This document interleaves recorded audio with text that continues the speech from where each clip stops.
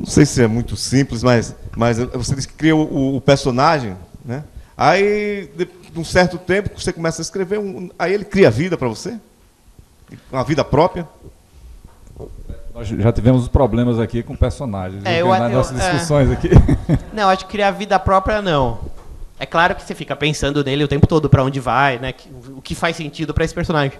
Mas, pro meu jeito de escrever, eu sou mais ligado realmente nisso que eu falei, da frase, do que do personagem. Eu não acho que é uma pessoa de carne e osso que está vivendo na minha cabeça e que eu vou ver o que ele faria, não. É meio que a frase que vai guiando, é isso. Putz, eu escrevi essa cena que tem o copo, mas por que o Rodrigo bateu? Putz, a Ximena vai pensar que ele pode estar com medo. Eu não tinha pensado, eu quero que Ximena desconfie. Foi a frase que me levou a isso. É uma coisa mais o texto é que vai me guiando do que exatamente...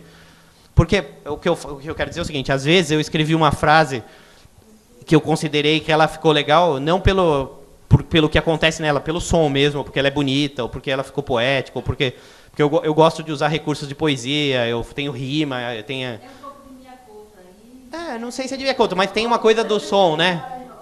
Se vocês verem, vai ter várias frases que tem rima interna, é uma frase rebuscada, que é longa pra caramba, que a gente perde o fôlego e se perde. Eu gosto dessa frase meio rococó, depois tem que ficar podando, porque senão fica exagerado. Então, às vezes, eu guio a trama porque eu escrevi essa frase aqui. Pô, essa frase tá tão bonita e tá falando que o cara faz isso, então eu vou ter que ir por ali agora, né? Eu não vou mudar a frase totalmente, se eu puder, porque eu queria que o personagem tivesse feito aquilo, entendeu? É o texto que... Eu vou seguindo o texto, em linhas gerais eu tento ir para... Por exemplo, eu vou dar um outro exemplo, porque senão fica muito abstrato. Tem uma cena que eu achei... Eu nem sei, não me lembro de onde eu tirei, mas não sei de onde veio isso. Talvez seja até, fazendo psicanálise ao vivo, talvez seja até um pouco da minha história pessoal, a minha relação com os meus irmãos. Mas o fato é que eu queria que Rodrigo... Eu escrevi, não sei porquê, que o Rodrigo, o protagonista, ele tem mais 2 irmãos mais velhos. Mas quando eu fui descrever a família dele, eu não sei porquê, nem sei de onde veio, mas é uma coisa inconsciente, eu disse que ele, embora fosse o mais jovem, era ele com quem o pai contava com ele para resolver as questões da família, embora ele fosse o mais novo, que seria o contrário, né? Normalmente o mais velho, que tem essa incumbência e tal. Aí, para justificar isso, eu criei uma parte do livro que está logo no começo, que é, o que aconteceu foi que, pode ter acontecido, é que quando passou o retratista por lá, aquele retratista antigo, e fez a foto da família, dos filhos, que eles têm com muito orgulho na parede, o Rodrigo tinha ido aprontar, tinha fugido, então só os 2 mais velhos foram fotografados. E anos depois, quando o retratista itinerante, né, Mambembe, voltou, aí sim a mãe falou, vou completar, e fez a foto de Rodrigo. Então o Rodrigo apareceu na parede mais velho do que os outros. E aí, inconscientemente, essa é uma explicação que eu dei inconsciente. Mas você vê... O que eu estava falando mesmo? Isso nasceu do texto. Eu nunca pensei nisso. O Rodrigo vai ser mais jovem, mas vai ser mais velho. De repente eu criei isso, e aí como eu criei isso, eu tive que justificar isso. Aí como eu justifiquei isso, eu criei isso para justificar, eu tive que criar um retratista. E aí vai. Então é meio que uma coisa que vai meio sem projeto, mas vai sendo guiado pela própria palavra mesmo, pelo texto, né? Estevão, só um ponto que Bruno tinha falado, só voltando um pouquinho, é a questão da motivação.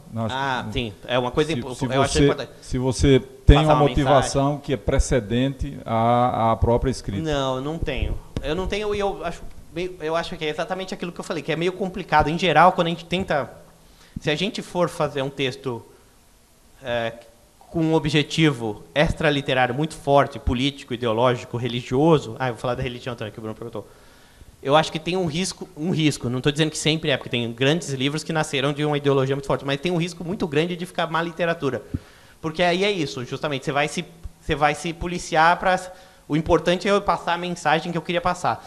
E uma coisa boa da literatura, de qualquer outra obra da linguagem, obra de arte, é que acho que uma das maiores forças de qualquer boa obra de criação é que justamente ela não tem uma única mensagem, né?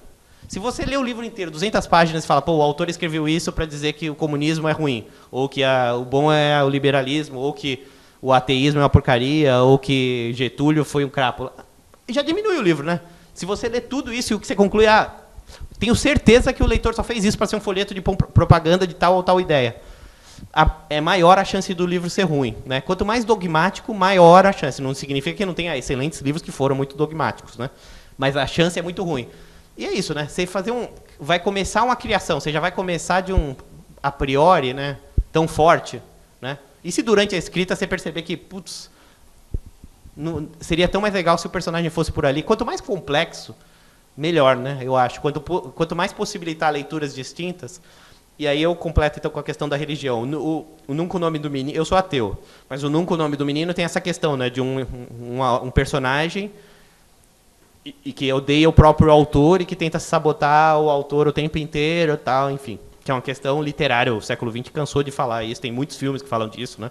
A Rosa Púrpura do Cairo, por exemplo, né, que a mulher do Woody Allen, que a mulher sai da tela e tem o homem, né, sai da tela e se apaixona pela mulher. Isso realmente tem muitas obras que falam disso. Mas o Nunca o Nome do Menino, eu escrevi pensando nessa questão da ficção, né? 6 personagens à procura de um autor, que é uma peça do Pirandello, que foi uma das fontes que vai começar as peças, os personagens saem do palco, os personagens, não os atores que os interpretam, e vão procurar quem é o autor deles. Agora, eu escrevi esse livro pensando nessas questões. Uma pessoa interessantíssima, uma boa leitora que trabalhava comigo na editora, leu e veio me falar: Estevão, o livro é muito religioso, embora você não perceba. Sério, Cláudia? Por quê, né? Porque esse autor nada mais é do que Deus e esse criador é um ser humano, né? Então essa é uma questão do ser humano com o Deus, seja qual for, né? Uma revolta do ser humano contra os deuses ou Deus.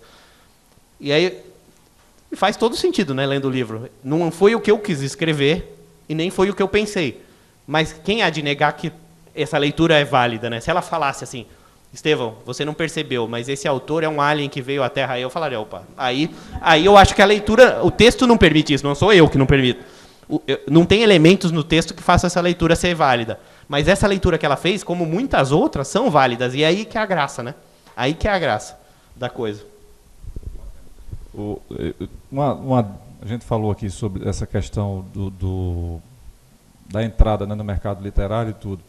Você vê algum espaço hoje, um espaço nacional, onde o novo autor consiga se inserir? Eu estou falando internet, né, porque seria o espaço de maior agilidade e rapidez, né? Existe algum site ou algum lugar, algum recanto onde existe uma rede social também?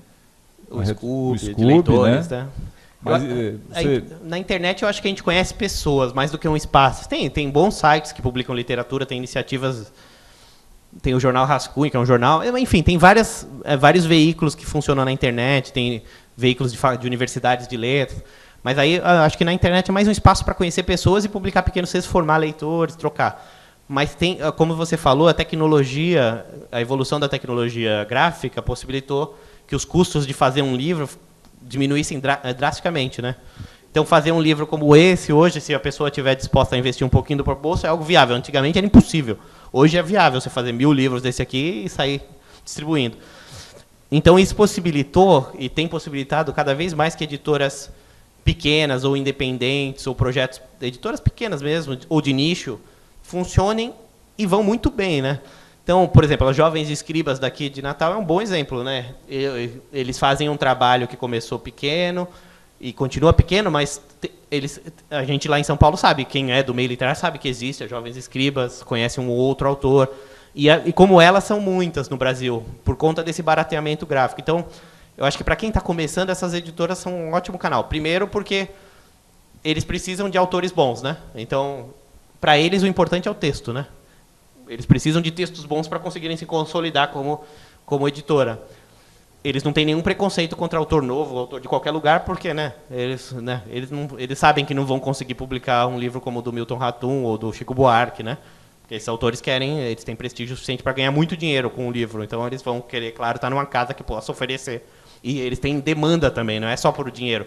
O Chico Buarque e o Milton Ratum precisa de uma editora que consiga entregar o livro no Brasil inteiro, né? Porque tem leitor, né? Um autor jovem nem tanto. Então essas editoras que estão se proliferando, como as Jovens Escribas, como né? Caravela, a Trairi, A Trairi. Trairi, CJ, é um selo, a Trairi? Então, a CJA. Mas em São Paulo, por exemplo, tem a editora Reformatório, tem a Patuá, que ficou muito famosa. Tem, acho que é no Rio, a Confraria do Vento, não lembro se é no Rio ou no São Paulo. Tem a Confraria do Vento, tem as... Alguém falou mais outra. Tem muitas dessas, e essas são excelentes, porque o editor, primeiro, tem toda a disposição e a generosidade de avaliar os textos que ele puder avaliar. Né? Então é uma troca muito melhor, porque no editora grande, às vezes o cara lê com pressa, ou não lê. Esse cara não, ele vai ler com atenção, e se for bom mesmo e ele tiver condições, ele vai editar, seja em parceria com o autor ou não. Né? Então essas editoras são um excelente canal. Tanto são um excelente canal e estão fazendo...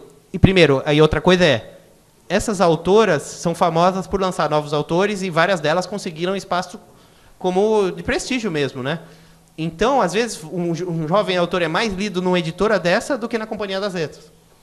Porque as pessoas que arriscam ler novos autores, que confiam e gostam de conhecer coisa nova, às vezes procuram dessas autoras, dessas editoras, porque virou um selo, né, de a Patuá publica excelentes poetas iniciantes. Então, esse é um caminho excelente. Tanto é verdade que essas editoras estão indo bem, estão garimpando autores excelentes e fazendo livros lindos, né? Basta olhar aqui, né? Esse livro não deve nada ao meu da Record, do ponto de vista do objeto, né? Estou dizendo, do projeto gráfico, do papel, é exatamente o mesmo objeto que o meu. A Patuá, por exemplo, é um exemplo excelente. Uma editora de um homem só, né? A Patuá é uma pessoa, Eduardo Lacerda, um editor que é mais da poesia, mas que também edita prosa. Ele fez um trabalho tão consistente de um homem só, quixotesco. Todo ano os prêmios literários têm 2, 3 livros dele, que é algo inimaginável. O Prêmio São Paulo agora, que é o que eu ganhei, tem 2 livros da Patuá, se não me engano, e dois da Patuá e um da Reformatório, que também é uma editora de um homem só, ou vice-versa, não me lembro. Então, esse é o melhor caminho, eu acho. Porque uma coisa é o que eu falei, você ser um autor de uma editora grande, se você não tem um nome, ou se você não tem um prêmio, alguma coisa que vá fazer você ser minimamente vendido, a editora grande te publica, você tem um livro bonito, seu livro vai durar meio mês, ninguém vai ler, ele não vai estar disponível em nenhum lugar daqui a um mês. Porque ela vai fazer assim, lança, vende 80, 100, 30, 80, 100, 200, dependendo do seu grau de relacionamento. Tem gente que vem, autor famoso que vende 30 no lançamento. Do seu poder de levar pessoas numa noite, né? Vende isso, depois se no primeiro mês, segundo mês, não vender mais uma quantidade boa, os caras não vão nem fazer nada pelo seu livro. Né? Por que um cara que é da área comercial vai vir aqui, Aloysio, compra 100 do Estevão, 200 ou 30, gastar esse esforço, se ele vai aqui, em 1 minuto, ele vende 300 livros do Padre Marcelo Paulo Aloysio, que vão vender muito mais. Entendeu? Então você nasce e morre rapidamente, como autor numa editora grande às vezes. É muito comum. Então, nem sempre a editora grande é o melhor caminho para um editor iniciante. Às vezes, não é que tem caso que dá super certo de cara, né? Mas é isso, achar os caminhos ideais e crescendo aos poucos com paciência, né? E é uma boa coisa para quem é jovem.